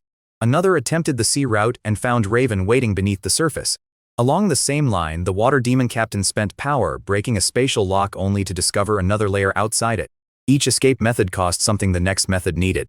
That was the real purpose of Levi's preparation. He did not need one perfect prison. He needed enough imperfect prisons stacked together that the enemy ran out of answers first. Thunder Dragon finally engaged the captain directly. The allied side saw the same problem differently. The collision turned the surrounding water into a field of pressure waves and shattered currents. Levi used that visible clash to eliminate weaker demons elsewhere. Clones entered and left the battlefield through spatial routes faster than ordinary coordination could track. Elsewhere, the water demons began dying before their captain could reorganize them, turning retreat signals into isolated acts of panic. One body became essence, with every nearby faction paying attention. Another fallen water demon became material for undead research, allowing Stormwind to extract future military value from an enemy already removed permanently. A third died while trying to create an opening that no surviving teammate could use. In response, the captain understood too late that every casualty made the containment stronger. Fewer bodies meant fewer simultaneous attacks against the arrays. Levi tightened the space once the remaining targets could no longer threaten every direction. Raven and Giddis pressed inward while Thunder Dragon kept the strongest demon occupied. As the line tightened, the battle stopped being a siege and became a controlled execution. By the end, the water demon group had been wiped out instead of merely repelled. Levi counted the result in more than corpses. 10 enemies removed meant 10 fewer legends supporting the abandoned land breach later. Their materials also reduced the future cost of strengthening Stormwind's undead forces. Levi focused on the practical result. The water demon captain's death removed another source of intelligence about Noah's preparations. Only then did Levi allow attention to return toward Frank. Saphras had learned why the stone and wind demon teams were missing. Kieran had pulled them north with promises of payment because Harris's faction had stalled earlier. Valak agreed once the reward became large enough and convinced the stone demon team to join. Another southern front supplied the answer. The two groups had passed near Levi's earlier position without either side detecting the other. Their intervention gave Harris the force needed to destroy the main royal line. For Noah's defenders, the brutal irony was simple. The seal would become the next battlefield. Demon greed had weakened the abandoned land assault while simultaneously creating a stronger Frankish regime. Now those same teams were being recalled because Abyssin's operation had started failing. Valak demanded payment from Kieran before leaving, unwilling to trust later gratitude. For the demon command, the demons understood contracts and profit even while condemning human greed. Kieran paid because his own reputation with Vitellion was already deteriorating. Frankish unification had become the only result he could present as success. Inside Lordaeron, the Bavarian states received Levi's warning while the water demon battle was still ending. Their rulers finally understood that Frank was no longer merely a neighboring civil war. A demon-backed empire now sat close enough to threaten every Bavarian border. They convened alliance meetings and reviewed how much strength remained after previous wars. Together, Bavaria still possessed enough power to resist a direct invasion. Divided, individual kingdoms could be destroyed one by one. On paper, the alliance looked simple, but each ruler feared a different neighbor almost as much as Frank. Several rulers feared nearby rivals almost as much as Frank, making collective defense harder than the military map suggested. Levi expected hesitation and planned around it rather than waiting for perfect unity. At the diplomatic level, the immediate objective remained preventing the demon teams from rejoining Abyssin safely. If water demons could be erased before support returned, the western weakness would become easier to hold. Thunder Dragon finished reorganizing wounded members while Levi reviewed the next route. Saphras sent new intelligence from the retreating fire demons. Abyssin was already trying to break away from the dragon containment. During the withdrawal, the timing created another opportunity, with every nearby faction paying attention. Levi could return from a complete water demon victory while the Balrog believed reinforcements might save him. That gap between expectation and reality was worth exploiting. Afterward, the coalition moved before Frank's victorious armies had time to choose their next target. Behind them, Nicholas still held out as the final organized royal resistance. Ahead, Abyssin was running toward allies who did not yet know how badly the operation had changed. Levi entered the next phase carrying fresh corpses, fresh intelligence, and almost no spare time. By then, the Southern War had begun punishing every faction that treated separate battlefields as separate problems. For Levi, the lesson was becoming impossible to ignore. A demon diverted toward Frank could return as pressure against the abandoned land days later. A kingdom ignored during one siege could become the supply base for another war. Every victory therefore needed a follow-up plan before the battlefield cooled. Saphras agreed and redirected more clones toward the routes connecting Frank and the Southern Sea. Thunder Dragon prepared to hold the weak point without Levi once the hunters moved again. Raven and Giddis remained available for whichever demon group surfaced next. No one assumed the water demon annihilation would remain secret for long. Soul imprints would tell the surviving demons that an entire team had vanished. That news would accelerate either retreat or retaliation. Levi preferred both outcomes to another slow enemy buildup behind the seal. He opened a spatial route and moved toward the Western Sea before the demons finished deciding. The next turn came when the next pursuit would begin with the enemy already afraid of what had happened behind them. Abidjan had spent too long forcing the western defenders backward to accept retreat gracefully. A short distance away, the Balrog kept attacking even after the Crimson Flame Dragon's line became harder to crack. Saphraz's 2 second-stage clones turned every reckless advance into another punishment. Among the coalition forces, the Fire Demon leader believed speed might save the operation before Levi returned. That belief became dangerous once the Water Demon team stopped answering completely and every soul imprint suggested catastrophic losses. Abidjan pushed his surviving demons toward the route they had used before the battle. Elsewhere, the Crimson Flame Dragon followed just closely enough to keep him from moving freely. Neither side wanted a full pursuit inside terrain the other had prepared. Then the retreating demons found dragons waiting ahead. 2 second-stage dragons and several first-stage companions blocked the cleanest escape path. Abidjan stopped pretending the withdrawal remained under his control. In response, the defenders had not merely survived the attack. They had guided the attackers into a corridor where movement itself became a choice between threats. The mounting pressure changed the calculation. The Balrog considered forcing the blockade before Levi could arrive. His officers warned that heavy casualties might leave the survivors unable to resist later pursuit. Waiting was equally dangerous because the missing Water Demon team had likely met disaster.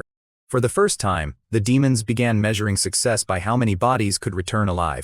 His own calculation was simpler. The Crimson Flame Dragon noticed that change and reduced unnecessary pressure.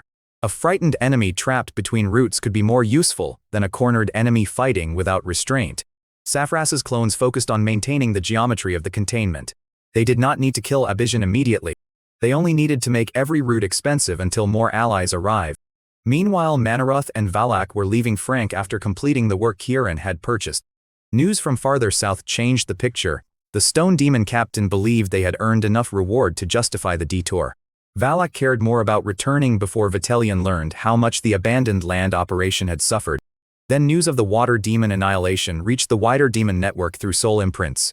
Manhwa reacted with anger because the risk had changed while they were away. Valak reacted with fear because the failure could be blamed on his decision to accept Kieran's request. They rushed south without finishing every Frankish political arrangement.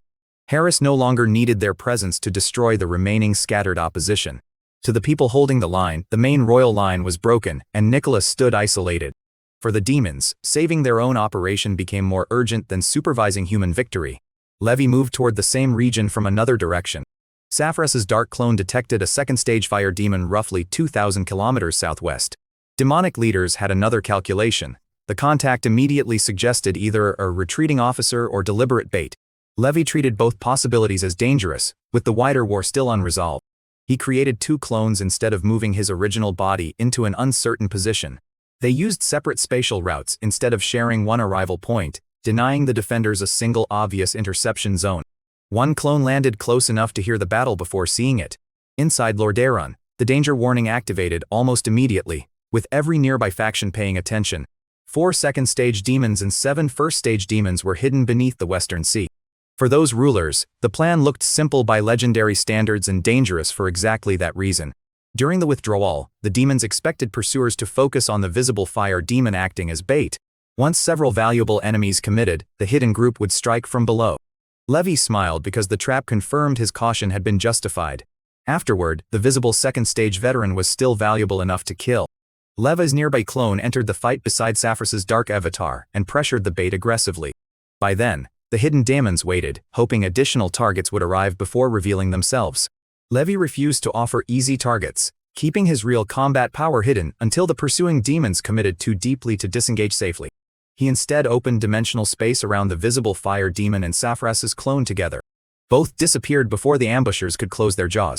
Abidjan reached the sea moments later and attacked the unstable dimensional gateway in fury. Ordinary void travel might have been disrupted by destroying the route quickly enough. Levi's shuttle talent created several spatial paths inside the same opening. With the situation exposed, the Balrog could not know which passage carried the fleeing clone. He destroyed one route, then another, while the real escape moved faster than his attacks. By the time the gateway vanished, the second-stage bait had already been captured. Abidjan had sacrificed an expensive veteran without trapping anything in return. In the wider battle, the hidden demons surfaced and realized the operation had produced another loss. Levi's second clone had stayed concealed farther away, watching their reactions instead of joining the battle. That body now possessed a clear count of the ambush force. Levi dissolved it voluntarily once the intelligence had been transmitted. There was no reason to let the demons learn where the observer had been hiding. Inside the dimensional world, Levi dealt with the captured fire demon away from outside support. At Allied headquarters, the prisoner could no longer rely on coordinated rescue or prepared terrain. Another second-stage demon became essence and material instead of a returning officer. Saphras received his dark clone back intact, which mattered more than the captured enemy's value to him. He was disturbed by how close the Crimson Flame Dragon had come to pursuing the bait personally. Had the dragons charged blindly, the hidden formation could have produced real casualties. Levi agreed and ordered the Draconic teams to remain conservative until enemy locations were confirmed. They had enough power to win before the political balance shifted again. Elsewhere, the greater danger was spending that power against traps designed to punish confidence. Abizhan regrouped with Manhwa and Valak deep in the Western Sea soon afterward. In response, the Balrog's anger had been building since the Water Demon team vanished. Seeing the two captains who had abandoned the operation for Frank finally broke his restraint. He attacked Valak before discussions even began. Valak blamed Frank for the delay, trying to turn obvious failure into strategic necessity. Abizhan answered with another attack instead of listening. Manhwa stepped between them because killing one another would make the report to Vitellion even worse. Valak quickly changed tactics from defense to shared blame. He reminded Abizhan that Kieran had requested their help and promised major compensation. Frankish victory, he argued, still represented a strategic gain for the wider demonic camp. With Room disappearing, the Balrog countered with the losses that occurred while those teams were absent. 5 first-stage fire demons were already dead before the larger containment began. Levi measured the outcome another way. The Water Demon squad had been erased completely. Another second-stage fire demon had just been taken from the ambush. In the southern kingdoms, the western operation had moved from possible breakthrough to damage control. Valak understood that facts alone would not save him from Vitellion's judgment. He needed a new battlefield strong enough to make the current failure look temporary. Frank offered the demons a replacement battlefield, one large enough to consume human armies, without exposing every demonic reserve directly. Harris now controlled most of the Empire with demon and radiant assistance. A unified Frank could send human armies toward the abandoned land without consuming scarce demon bodies. It could also threaten Bavaria, forcing Dawn's allies to divide troops again. Valak proposed presenting Frankish consolidation as the compensation for their operational losses. Abizhan stopped attacking long enough to consider whether the argument could protect him too. He had commanded the failed western assault and needed the report redirected as much as Valak did. Manhwa accepted immediately because stone demons had little to gain from internal blame. The 3 demon captains agreed on one shared explanation before contacting Vitellion, each hoping collective blame would reduce personal punishment. Dragon intervention would receive most of the blame for the battlefield reversals. Frankish obligations would explain why Stone and Wind teams had arrived late. Among the surviving demons, the Water Demon destruction would be framed as an unexpected consequence of overwhelming draconic support. Most importantly, they would attach a new plan to the confession. Frank should be brought directly into operations around the abandoned land, using human armies where demon losses had become politically costly. Frankish human armies could absorb battlefield losses the demon teams no longer wanted to pay with scarce high-level bodies. If Dawn reacted by sending additional forces, the second wave of demons could be committed later. Valak also suggested opening pressure against Bavaria before its rulers unified completely. A premature war might force neutral states to reveal allegiance under unfavorable conditions. The councils faced another problem. The plan matched the pattern Levi had already predicted from Frank's victory. Saphras and Levi were discussing the same possibility from the opposite side. During the withdrawal, the Nicholas family had been rescued and fled with surviving royal blood toward Lordaeron. Harris therefore controlled Frank without eliminating every claimant to the throne. That gave Dawn's coalition political material for the future but did not solve the immediate threat. Levi expected Frank to stop looking west and south only until the Demon Command issued new orders. Afterward, the abandoned land remained the most logical target. Harry's kingdom stood close enough to become the corridor any Frankish army would need. Levi ordered Raven back toward Harry rather than leaving every reinforcement around the seal.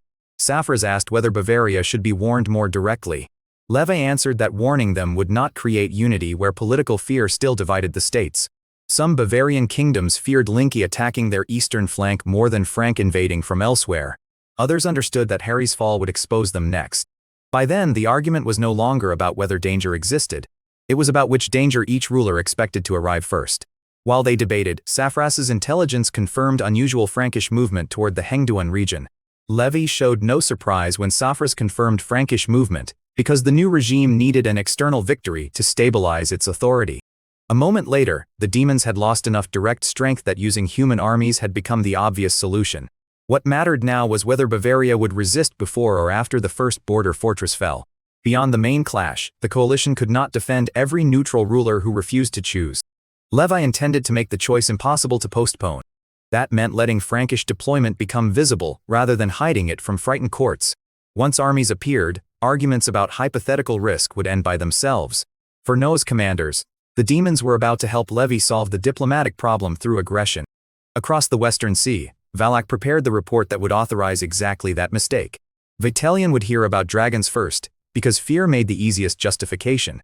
He would hear about Frank second, because success made failure easier to forgive. Elsewhere, the captains hoped the combination would keep their own lives off the punishment ledger. None of them planned to mention how thoroughly Levi had manipulated their movement. That omission mattered because misunderstanding an enemy usually guaranteed repeating the same mistake. Levi, meanwhile, had already shifted from hunting demons to shaping Bavaria's response. Levi did not need every king to like Lordaeron, only enough of them to fear Frank more.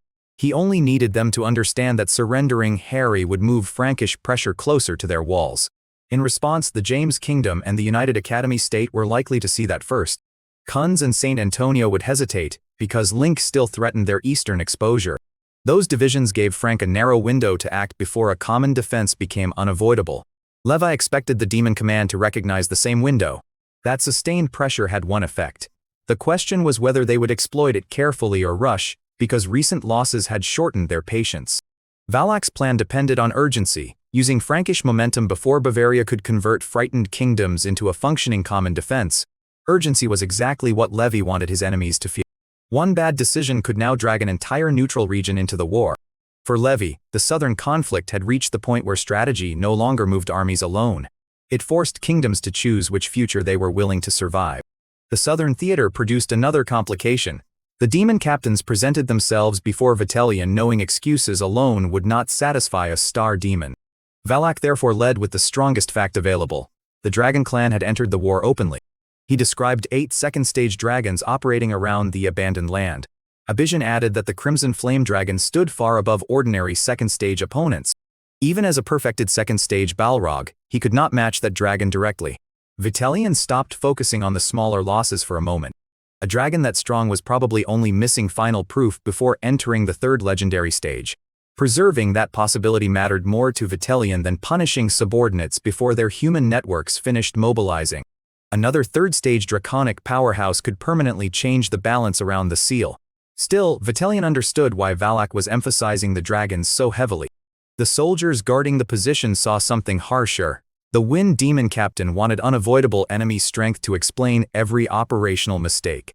Vitellion knew enough about manipulation to recognize the attempt without needing evidence. He also knew killing useful officers during an escalating war would solve nothing. Kieran had already reported the Frankish situation separately. Demon leaders used a colder defense. Harris controlled Frank, the royal line had fallen, and their intervention still produced strategic value. That success bought Valak and Manaroth more mercy than their excuses did. Vitellion threatened personal punishment for another diversion, and neither captain mistook the warning for rhetoric. Next time, he said, they could simply find the enemy and perish with them. No demon captain doubted Vitellion's threat, because failure around the abandoned land had already consumed too many valuable second-stage assets. Inside Lordaeron, the threat removed any temptation to celebrate escaping punishment. Then Vitellion considered the proposal attached to their report. Using Frankish forces around the abandoned land made immediate sense after demon losses. Human armies were replaceable compared with scarce second-stage demons descended from outside Noah. Frank also needed a direction for its unified military strength, and the demons already had one prepared. Sending that pressure toward Harry would threaten both the seal and the Bavarian balance. Vitellion therefore approved involving Frank in the next phase. He postponed the earlier idea of squeezing Lordaeron directly from multiple sides. Strategically, the demon network needed time for a second wave to arrive before another major expansion. For now, concentration mattered more than ambition. Only one weak point of the abandoned land had been fully identified on the outside. That point was protected by dragons, Saphras's clones, and chaotic formations. Searching blindly for another weakness risked encountering another prepared hunting ground. Vitellion ordered the surviving demon teams to rebuild around the known route instead. Valak asked whether Bavaria should also be attacked immediately. Vitalian refused the broad version of that plan. If Dawn or the dragons committed still more strength, the calculation could change after reinforcements arrived. Until then, Frank would provide pressure without wasting every demon reserve. During the withdrawal, the captains accepted because the decision also reduced their personal exposure. A human empire would now stand in front of them on the next battlefield. Levi and Saphras reached Harry's northern approaches while those orders were still moving. Reports already showed unusual Frankish troops near the border. More Frankish legends had entered the Hengduan region under reasons nobody believed were innocent. Harry's officials asked whether invasion was certain, and Levi told them the troop concentration mattered more than whatever excuse Frank announced later. He answered by asking how many peaceful neighbors moved legends toward a disputed frontier at once. Afterward, the kingdom began mobilizing before formal proof arrived. Raven returned with other high-level defenders and took responsibility for immediate response. Thunder Dragon and the remaining Draconic teams stayed closer to the weak point itself. Levi wanted the two threats separated physically but connected through communication. If Frank attacked Harry, the seal defense could not empty itself to help. A renewed seal attack would prevent Harry from sending every defender south once Frank applied pressure. Vitalian wanted exactly that division, because every split reserve weakened both defensive problems at once. Levi planned to survive it by keeping mobile assets between both problems. Saphras's communication clones became even more valuable under that structure. Information could move faster than armies, and prevent one fiend from pulling every reserve away. By then, the Bavarian alliance received updated reports about Frank's deployment. By the next exchange, the Kingdom of James reacted quickly because Harry's fall would expose its position. On another section of the field, the United Academy Kingdom reached a similar conclusion despite political reservations. Kunz hesitated because committing west could expose his eastern border, even while Frankish pressure made continued delay increasingly dangerous. Saint Antonio hesitated for the same reason, trapped between the enemy he feared today and the enemy already marching toward an ally. Both feared Linky exploiting any western commitment by striking their eastern borders. Their caution was strategically rational and collectively dangerous. If every Bavarian state defended only the border it feared most, Frank could defeat them sequentially. Levi refused to waste time convincing rulers that war had become emotionally inconvenient. He reduced the situation to two possible futures. Bavaria could resist Frank together before the invasion matured. Or each kingdom could negotiate separately with a regime already tied to demons. There was no stable third path left. Some rulers argued that Harry should absorb the first attack while negotiations continued. Levi rejected the idea because sacrificing one member would teach Frank the alliance had no meaning. After Harry, the next exposed kingdom would face the same argument. An alliance that only activated after a neighbor disappeared was simply a cue for conquest. That sentence circulated through the meeting faster than any formal proposal. The political mood shifted from avoiding war toward arguing over how much resistance each kingdom could afford. Fear finally became more useful than denial once troop movements made neutrality impossible to maintain. Fear had finally become more useful than denial. Across the border, Frankish forces continued concentrating without announcing a declaration.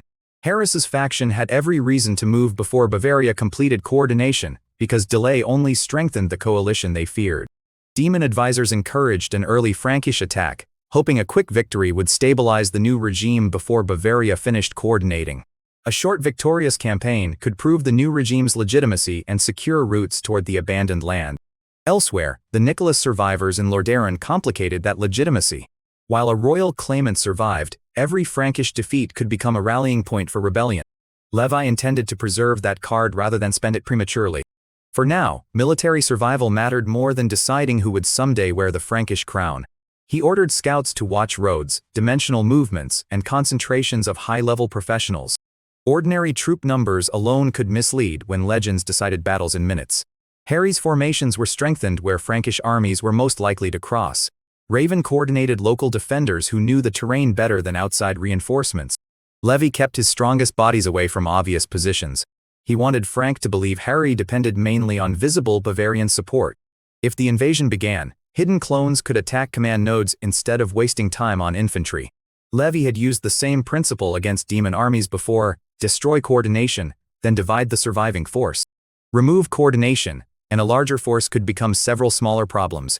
Saphras warned that Frank might possess demon guidance capable of detecting unusual movement. Levi accepted the risk and changed routes rather than abandoning the plan. No tactic stayed perfect after an enemy watched it often enough. That was why every previous victory needed to finance a different next victory.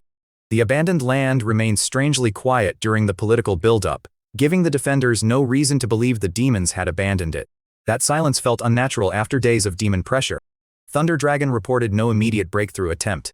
Crimson Flame Dragon believed the enemy was reorganizing rather than retreating permanently, and Levi agreed with that colder interpretation. Levi agreed with the colder interpretation and kept reserves positioned for a renewed attack rather than celebrating the temporary silence. Demons rarely abandoned a strategic objective because one team died badly. They changed tools, added pawns, and returned when the price looked better. Frank had become the demon's newest human weapon, capable of applying pressure without spending another scarce demonic strike team. Bavaria was the next pressure point because Harry's fall could split the region before the other kingdoms agreed on common defense.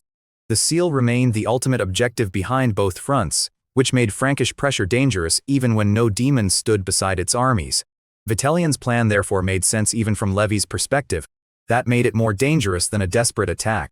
A sensible enemy plan could not be defeated by waiting for obvious stupidity. Levi began building responses around the assumption Frank would move first.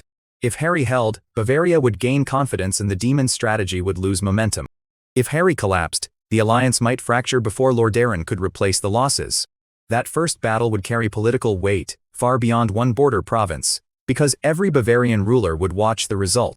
Levi turned that fact into instructions rather than speeches. Levi ordered the coalition to protect command nodes first, because losing coordination could turn several allied armies into isolated defensive pockets. He also preserved mobile legends, refusing to spend every high-level fighter on positions that formations could hold. Force Frank to reveal demon assets before committing hidden reserves. Do not chase retreating armies beyond prepared support. And above everything, keep the abandoned land defense intact. Raven accepted the orders because he had seen what happened when one battlefield consumed every available reserve. Giddis remained closer to the southern routes in case demons tried exploiting the northern distraction. Saphras positioned communication avatars where destruction of one node would not isolate the others. By now, the coalition was learning to fight fronts connected by ancient enemies and spatial movement rather than roads. Preparation could reduce uncertainty, but only the enemy's first committed movement would reveal which defensive assumptions were actually correct. It could not decide when the enemy would begin.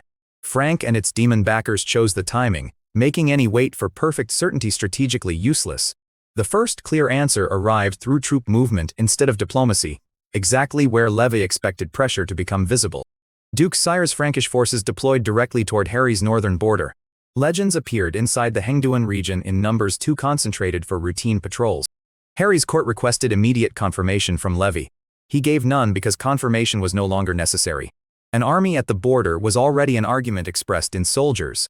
Inside Lordaeron, the Bavarian meeting resumed with every earlier objection suddenly more difficult to defend. James demanded coordinated resistance once Frankish deployments became undeniable, forcing the meeting to discuss action instead of another round of suspicion. The Academy Kingdom supported mobilization, arguing that waiting would only let Frank choose the timing and direction of the first decisive strike. Kunz and St. Antonio still feared Linky, but the cost of doing nothing had become visible. Levi listened until the discussion began circling the same fears again. Then he cut through it with the conclusion the map had already written. Bavaria had only two practical paths left, and neither allowed another month of comfortable neutrality. It could fight Frank before demon pressure divided the region completely, or it could surrender piece by piece to the same network consuming Valon, Geralt, and now Frank. No ruler answered at once. Outside the chamber, Frankish deployments had already made neutrality look less like caution and more like surrender. Saphras tapped Duke Sire's position on the map and waited, letting the military facts do what another speech could not. Outside the council chamber, mobilization orders were already moving toward Harry's northern roads. Vitellion had wanted Bavaria forced into a choice before its rulers felt ready. What the demons had not controlled was who would choose the battlefield after the pressure became obvious. Levi finally proposed the answer that denied Frank the luxury of attacking on its preferred schedule. Instead of waiting behind Harry's walls, Bavaria should hit Duke Sayre before the Frankish invasion fully formed. The suggestion turned defense into a political weapon, because every kingdom would have to reveal whether its alliance promises meant anything. Saphras studied the map without agreeing yet, while the room went quiet around the unfinished decision.